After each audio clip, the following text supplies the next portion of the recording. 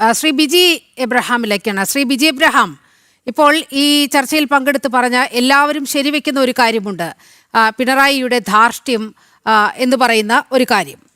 നോക്കൂ, നിങ്ങൾ ഈ ചർച്ചയുടെ തുടക്കത്തിൽ താങ്കൾ സൂചിപ്പിക്കുകയുണ്ടായി തെറ്റ് തിരുത്തും, ശൈലി മാറ്റും എന്നൊക്കെ.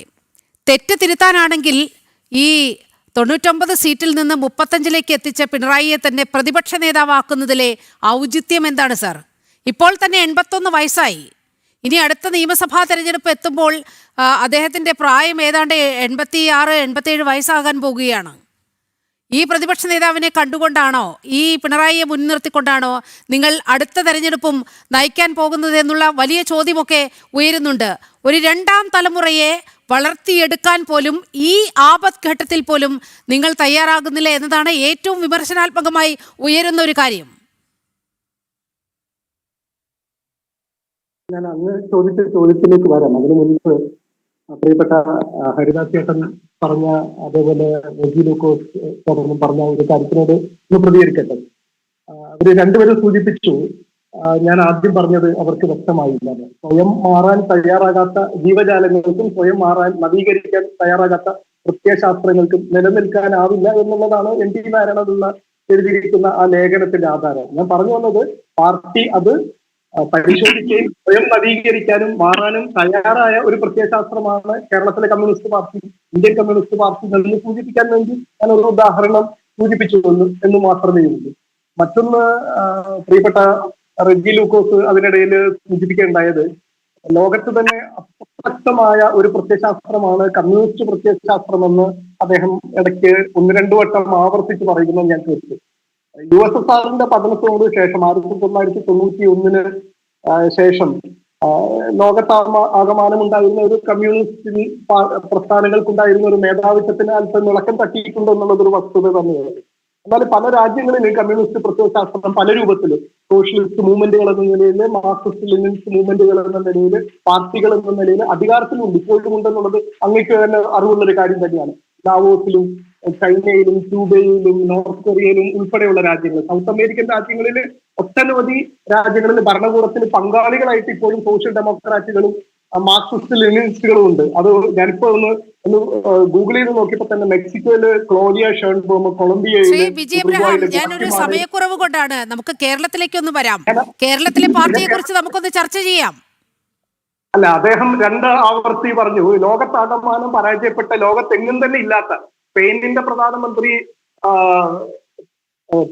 പെഡ്രോ സാഞ്ചസ് ഉൾപ്പെടെയുള്ള സ്പാനിഷ് സോഷ്യലിസ്റ്റ് വർക്കേഴ്സ് പാർട്ടിയുടെ, UK കീർ സ്റ്റാമർ, ഒരു ഇന്ത്യക്കാരൻ മാറിയിട്ട് ഋഷി സുനൂക്ക് മാറിയിട്ടാണ് കീർ സ്റ്റാമർ ഉൾപ്പെടെയുള്ള ലെഫ്റ്റ് സോഷ്യൽ ഡെമോക്രാറ്റിക് പാർട്ടിയുടെ, ലേബർ പാർട്ടിയുടെ ഭാഗമാണ്.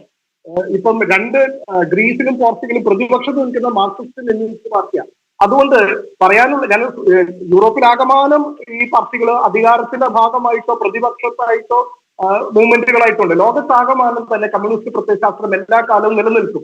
ഹിന്ദുത്വ പോലുള്ള ഒരു ആശയം, സയനിസ്റ്റ് പോലുള്ള ഒരു ആശയം, സാമ്രാജ്യത്വം എന്തോ. ഞാൻ വളരെ സിമ്പിളായി എനിക്കൊന്ന് മനസ്സിലാക്കാൻ വേണ്ടിയിട്ടാണ് ഒരു കാര്യം ചോദിച്ചു കൊള്ളട്ടെ. ഈ പിണറായിക്ക് ശേഷം ആരാണ് ഇവിടെ ആ നേതൃസ്ഥാനത്തേക്ക് ഉയരാൻ ഇടയുള്ള ഒരു നേതാവ്? ആ ഒരു നേതാവിന്റെ പേര് പറയാമോ?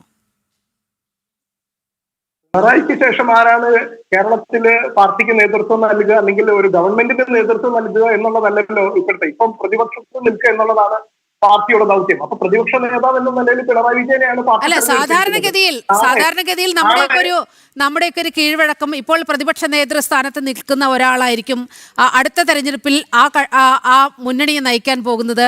അങ്ങനെ പ്രതിപക്ഷ നേതാവും മുഖ്യമന്ത്രിയാകുന്നതൊക്കെ ഒരു സാഹചര്യം നമ്മുടെ മുന്നിലുണ്ടല്ലോ. ഇവിടെ ആരാണ്? ഞാൻ അദ്ദേഹത്തിന്റെ പ്രായം തന്നെയാണ് പറഞ്ഞത്. ഈ പറയുന്നത് പോലെ VSനെ പ്രായാധിക്യം എന്ന് പറഞ്ഞുകൊണ്ട് ഒതുക്കി മൂലക്കിരുത്തിയവരാണ്. ഇപ്പോൾ 81ാമത്തെ വയസ്സിൽ പ്രതിപക്ഷ നേതാവാകാൻ പോകുകയാണ്. ഇതാണോ 2031 ആകുമ്പോൾ CPMന്റെ മുഖം ഇത് തന്നെ ആയിരിക്കുമോ എന്നറിയാനുള്ളൊരു ജിജ്ഞാസ കൊണ്ട് ചോദിച്ചു പോകുകയാണ്. പാർട്ടിയിൽ നിന്ന് പ്രതിപക്ഷ നേതാവായിരിക്കുന്ന ആളാണോ 2031 അധികാരത്തിൽ വരുന്ന ഒരു സാഹചര്യം ഉണ്ടായാൽ മുഖ്യമന്ത്രിയാകുക എന്നുള്ളതൊക്കെ ഇപ്പൊ അപ്രസക്തമായ ചോദ്യമാണ്. തികച്ചും സാങ്കല്പികമായ ചോദ്യമാണ് അങ്ങ് ചോദിക്കുന്നത്. അപ്പം അതിനോട് സാങ്കല്പികമല്ല സർ, ചില യാഥാർത്ഥ്യങ്ങൾ ചോദിക്കുകയാണ്. CPMന്റെ 2ാം നിര ആരാണ്? ദയവായി ഒന്ന് പറഞ്ഞു തരൂ. രണ്ടാം നിരയിൽ ഒട്ടനവധി നേതാക്കന്മാരുണ്ട്. ഈ തെരഞ്ഞെടുപ്പിലെ വിജയത്തിന്റെ അടിസ്ഥാനത്തിലാണോ നിങ്ങൾ CPM-ന്റെ രണ്ടാം നിരയെ വിലയിരുത്താനായിട്ട് പോകുന്നത്? പാർട്ടി ഘടകങ്ങൾ എല്ലായിടത്തും പാർട്ടിയിലെ 10 ജില്ലാ കമ്മിറ്റികൾ, ഈ 10 ജില്ലാ കമ്മിറ്റികൾ എന്ന് പറയും, 10 അല്ല 14 ജില്ലാ കമ്മിറ്റികൾ എടുത്തു നോക്കുകയാണെങ്കിൽ പിണറായിയുടെ ഹാൻഡ് പിക്ഡ് ആണ് ഇതെല്ലാം. പിണറായി അറിയാതെ ആ ജില്ലാ കമ്മിറ്റിയിലേക്ക്, ജില്ലാ സെക്രട്ടേറിയറ്റിലേക്ക് ഒരു ഈച്ച പോലും പ്രവേശിക്കില്ല, ഒരു വ്യക്തി പോലും പ്രവേശിക്കില്ല. അതാണ് CPM-ന്റെ സംഘടനാ സംവിധാനം. 32 വർഷം പാർട്ടി മെമ്പറായിരുന്ന ഒരാളാണ് ഞാൻ. വളരെ കൃത്യമായി അറിയാം ഈ 14 ജില്ലാ കമ്മിറ്റികൾ ആരുടെ താല്പര്യപ്രകാരം രൂപീകരിക്കപ്പെട്ടതാണ് എന്നാണ്. ഏകഛത്രാധിപതിയെ പോലെ പിണറായി വിജയൻ ഈ പാർട്ടിയെ, മുഖ്യമന്ത്രിയായിരിക്കുമ്പോൾ പോലും പാർട്ടിയെ നയിച്ച ആളാണ്. പിണറായി തന്നെ വെച്ച ആളുകളാണ് ഈ 10 ജില്ലാ കമ്മിറ്റികളിലെ ആളുകൾ. കൃത്യമായി നിങ്ങൾ ഇവിടെ നിന്ന് മാറൂ, നിങ്ങൾ പ്രതിപക്ഷ നേതായി വരരുത് എന്ന് വളരെ കൃത്യമായി പറയുന്നത്. ആ വിമർശനം എന്തുകൊണ്ട് ഉൾക്കൊള്ളാൻ പിണറായിക്കും അതുപോലെ ഗോവിന്ദനും കഴിയുന്നില്ല എന്നതാണ് ഉയരുന്ന ചോദ്യം. ആലോചിച്ച് നോക്കി, എന്തൊരു അസംബന്ധമായ ഒരു ചർച്ചയാണ് നിങ്ങൾ ഇവിടെ നടത്തുന്നത്. ഇവിടെ ഈ ചർച്ചയ്ക്കകത്ത് നിൽക്കുന്ന ആങ്കറായ അങ്ങും അതിനകത്ത്, അല്ലെങ്കിൽ ഈ ചർച്ചയിൽ പങ്കെടുക്കുന്ന നമ്മൾ ആരെങ്കിലും ആണോ പാർട്ടിയുടെ അടുത്ത രണ്ടാം നിര നേതാക്കന്മാരെ തെരഞ്ഞെടുക്കുന്നത്? അല്ലെങ്കിൽ പാർട്ടിയെ നയിക്കേണ്ടത് ആരാണോ നമ്മളാണോ ചർച്ച ചെയ്യേണ്ടത്? അത് പാർട്ടിക്ക് അതിനൊരു സംവിധാനമുണ്ട്. താങ്കൾക്ക് ഇപ്പോൾ പാർട്ടിയെ വളരെ അടുത്തറിയാവുന്ന ഒരാളാണല്ലോ. ഒരാളുടെ പേര് പറയൂ, പിണറായിക്ക് ശേഷം മുന്നോട്ട് വെക്കാൻ കഴിയുന്ന ഒരു നേതാവിന്റെ പേര് പറയൂ. അങ്ങനെ ഒരു രണ്ടാം നിരയെ വളർത്താൻ ആഗ്രഹിച്ചിരുന്നുവെങ്കിൽ ഇവിടെ പ്രതിപക്ഷ നേതൃസ്ഥാനത്തേക്ക് വരേണ്ടത്, ഇതിപ്പോൾ ഞാൻ പറയുന്നതല്ല, രാഷ്ട്രീയ അവലോകനങ്ങളിൽ വരുന്ന ഒരു കാര്യമാണ്. KN ബാലഗോപാലിനെയെങ്കിലും പ്രതിപക്ഷ നേതാവാക്കിക്കൂടെ? ഒരു രണ്ടാം തലമുറയെ അങ്ങനെയെങ്കിലും ഒരു തലമുറ മാറ്റത്തിന് പിണറായി വിജയനും ഈ MV ഗോവിന്ദനും ഒക്കെ തയ്യാറായിക്കൂടെ എന്നാണ് അണികൾ ചോദിക്കുന്ന ചോദ്യം. പ്രതിപക്ഷ ഉപനേതാവായിട്ട് ശ്രീ KN ബാലഗോപാലാണോ K. രാജനാണോ എന്നുള്ളതൊക്കെ ചർച്ച നടക്കുന്നതേ ഉള്ളൂ. അതിനെക്കുറിച്ചൊക്കെ നമ്മൾ എന്തിനു വേവലാതിപ്പെടുന്നുണ്ട്? ഒട്ടനവധി നേതാക്കന്മാർ ഈ പാർട്ടിക്കണ്ടി പ്രസ്ഥാനത്തിനുണ്ട്. വളർന്നു വരുന്ന ഒരുപാട് ചെറുപ്പക്കാരുണ്ട്. അവിടെ നിന്നിട്ട് പറയാണ്, എന്റെ അടുത്ത് നിങ്ങൾ ആവശ്യപ്പെടുകയാണ് പാർട്ടിയെ അടുത്ത തെരഞ്ഞെടുപ്പിൽ നയിക്കുന്നത് ആരാണ്, ഒരാളുടെ പേര് പറയും എന്നൊക്കെ പറഞ്ഞ എത്ര അസംബന്ധമായ, യാതൊരു ഔചിത്യമില്ലാത്ത ഒരു ചോദ്യമാണ് നിങ്ങൾ ചോദിക്കുന്നത്. ഒട്ടനവധി നേതാക്കന്മാരുണ്ട്. അതല്ലല്ലോ ഇവിടുത്തെ